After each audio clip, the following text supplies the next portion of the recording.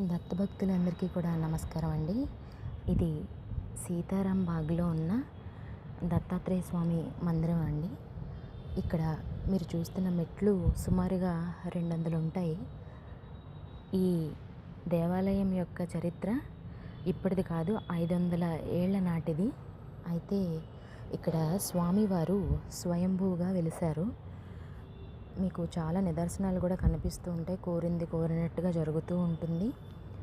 మీరు ఇక్కడ చూస్తున్నారు కదా, ఇక్కడ గురువుగారి పటాల మీద పావురం ఎలా కుదురుగా కూర్చుందో. ఇదిగోండి దత్తాత్రేయుల స్వామి నిదర్శనం ఇక్కడ ఇలా ఇచ్చారు. ఇక గుడిలో కూడా ఇంకొక నిదర్శనం ఇచ్చారు. ఎవరో తెలియని ఒక వ్యక్తి శ్రీదత్త స్తవం చదువుకోగానే అరటి పండుని ప్రసాదంగా మాకు ఇచ్చారు.